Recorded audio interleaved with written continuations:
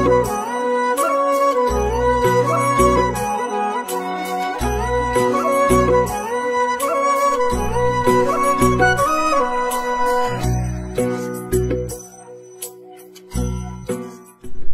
श्रीराम मित्रांनो, स्वागत आहे तुमचं एका नवीन व्हिडिओमध्ये। आज आपण चाललोय भीमाशंकराचं दर्शन घेण्यासाठी, जे की 12 ज्योतिर्लिंगापैकी एक 6व्या नंबरचं ज्योतिर्लिंग। माझी ना प्रबळ इच्छा होती की मी पूर्ण 12 ज्योतिर्लिंगाचं दर्शन घ्यावं, तर आज आपण भीमाशंकरासोबत ते स्टार्ट करतोय।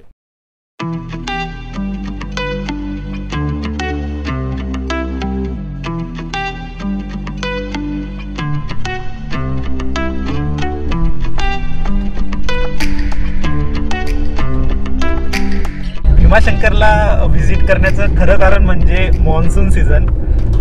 कारण मॉन्सूनमध्ये भीमाशंकर अतिशय सुंदर असं ठिकाण होऊन जातं। आय मीन जो भीमाशंकर आपले जे भोले बाबा आहेत ते डोंगर दऱ्यामध्ये बसलेले असतात आणि त्याच्या आजूबाजूला पूर्ण अभयारण्य असतं। तर तुम्ही माझ्या एक्झॅक्टली विंडोतून बघू शकता की किती सुंदर असा व्ह्यू आहे इथे। आणि तो व्ह्यू म्हणजे कशामुळे, तर मॉन्सून सीझनमुळे। बिकॉज मॉन्सूनमध्ये सगळे जे रोड वगैरे असतात, आता बघा सगळे जे रोड वगैरे असतात ना ते पूर्ण हिरवं, डोंगराने पण हिरवीगार चादर अशी पांघरून घेतलेली आहे आणि सगळीकडे हिरवगार होऊन गेलेले असतात। तर तुम्ही जर रोड ट्रिप करणार असाल बाईकवर किंवा कारमध्ये सुद्धा, तर तो रोड अतिशय सुंदर असा रोड आहे आणि आजूबाजूला पूर्ण असे झाडं वगैरे ते तुम्ही व्हिडिओमध्ये बघतच असता।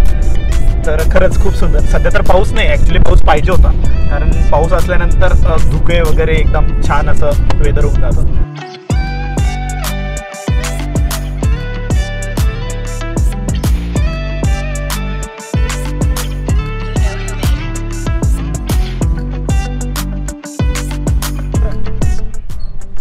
तर अपडेट असा आहे की पार्किंग नंबर 3 आहे, जी मंदिरापासून 2 किलोमीटर आहे। तर 2 ऑप्शन आहे, एक तर तुम्ही त्या गाडीत बसा आणि मंदिरापर्यंत जा, किंवा 2 किलोमीटरचा ट्रेल करत जा। तर आपण जाऊया, जवळच आहे 2 किलोमीटर। हर हर महादेव म्हणत आपण बाबांच्या दरबारात पोहोचून जातो। Finally we are here.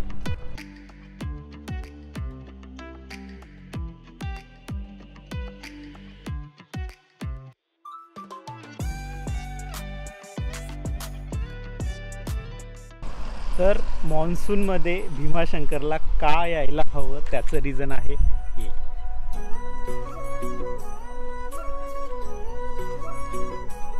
मॉन्सूनमध्ये Bhimashankar इतकं सुंदर होऊन जातं। आता तरी कमी धुके कारण थोडा कमी पाऊस चालू इकडे, बट जेव्हा खूप सारा पाऊस येतो ना तेव्हा झिरो विजिबिलिटी असते। झिरो विजिबिलिटी आणि सुंदर, अतिशय सुंदर। ते म्हणतात ना, भोले बाबा जिथं असतात स्वर्गच, तर हेच येते।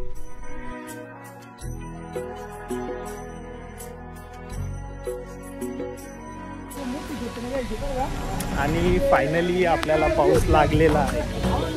आतापर्यंत बुरबुर येत होता आणि आता जोरात यायला चालू झाला आहे।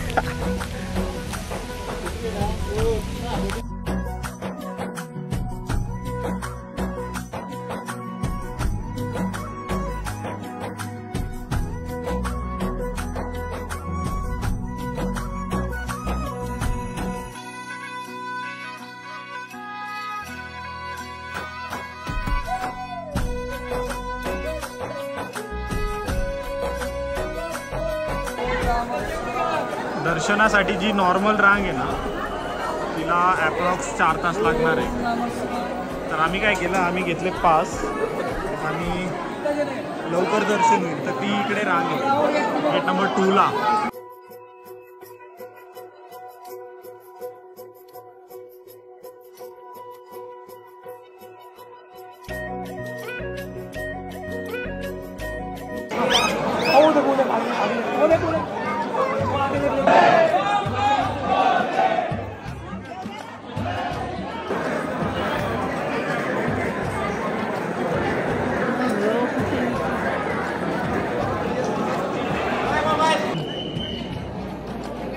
छान झालं दर्शन। पास घेऊन गेलेलो तरीसुद्धा 2 तास लागले, कारण आम्ही गेल्यानंतर गाभाऱ्यातच होतो आम्ही आणि आरती चालू झाली, तर आम्हाला आरतीसुद्धा भेटली। 12 वाजेला आणि 3 वाजेला अशा 2 आरत्या असतात. म्हणजे सकाळचा टायमिंग माहिती नाही आहे, बट ह्या 2 होत्या दुपारच्या. तर आम्ही 3ची सापडली आणि छान दर्शन झालं.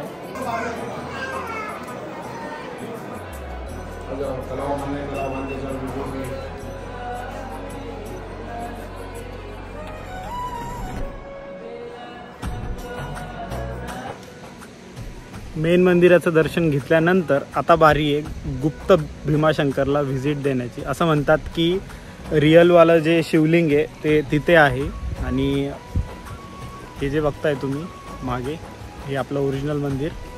आणि आता तिकडे जे जाऊ आपण, जो ट्रेक करू 2 किलोमीटरचा, ते आहे गुप्त भीमाशंकर. गुप्त भीमाशंकर किती किलोमीटर आहे? 2-2.5 किलोमीटर येते. हा का? किती आहे रस्ता? अर्धा तास. हा का? रस्ता चांगला आहे का अवघड आहे का? नाही, चांगला आहे. पुढं खंड आहे पुढे. अर्धा तास जायला ना अर्धा तास यायला समजा. थोडासा रस्ता म्हणजे पूर्णच रस्ता जंगलाने वेढला गेलेला आहे. तर अशी मार्किंग वगैरे दिली आहे. गुप्त भीमाशंकरला जायचा रस्ता खरंच खूप सुंदर आहे.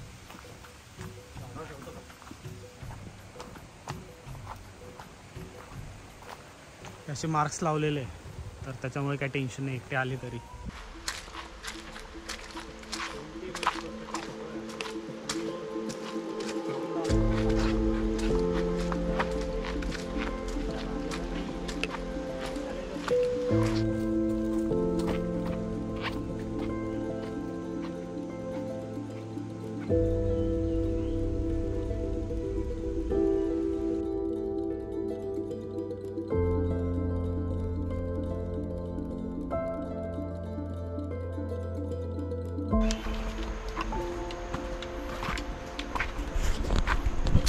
किती लांब आहे आणखी?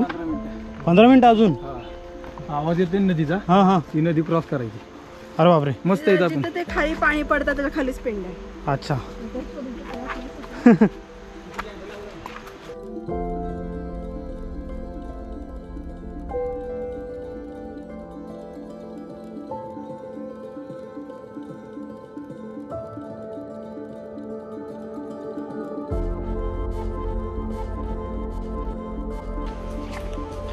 ट्वेंटी मिनिटपासून चालतोय आम्ही आणि अजून 10 मिनटं चालायला लागेल आय गेस. बट अजून ते ठिकाणं आलेलं नाही आहे.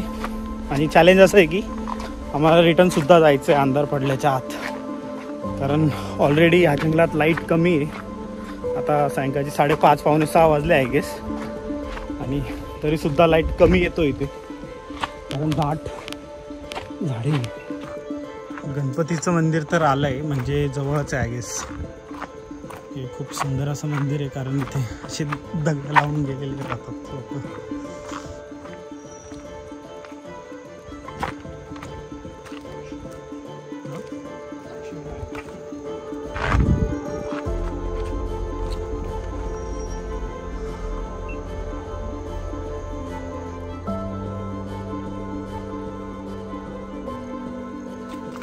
आणि त्याच्यात समोर हनुमान. जय बजरंगबली. अर्ध्या पाऊण तासाच्या ट्रेक नंतर आपण फायनली पोचलोय गुप्त भीमाशंकरला. तर असं इकडून खाली जाऊन तिकडे ते पिंड आपल्याला दिसेल.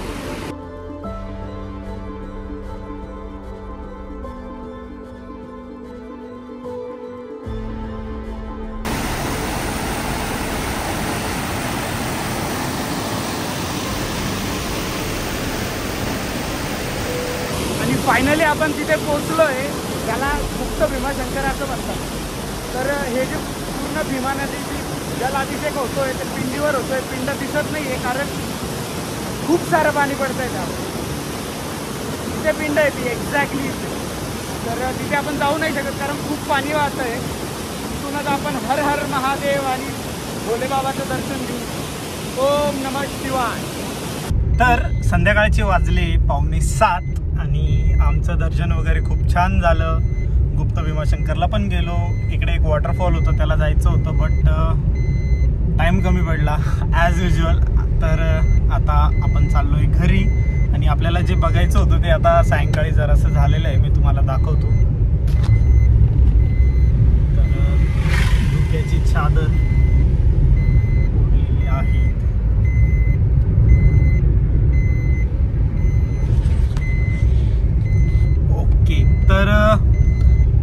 होती आपली फर्स्ट ज्योतिर्लिंगची जर्नी, म्हणजेच भीमाशंकरची जर्नी, माझा फर्स्ट ॲज अ व्हिडिओ. आणि येणाऱ्या काळात आपण व्हिजिट करूया घृष्णेश्वर, त्र्यंबकेश्वर जे आपल्या घराजवळच आहे त्यांना, आणि त्यानंतर आपण बाकीच्या ज्योतिर्लिंगांना सुद्धा व्हिजिट करणार आहोत. तर व्हिडिओ आवडला असेल तर लाईक करून द्या, चॅनलला सबस्क्राईबसुद्धा करून द्या, कारण मी असेच रेग्युलर तुमच्यासाठी व्हिडिओज घेऊन येणार आहे. आणि बाकी काही सजेशन वगैरे असेल तर कमेंटमध्ये कळवा. तोपर्यंत जय श्रीराम.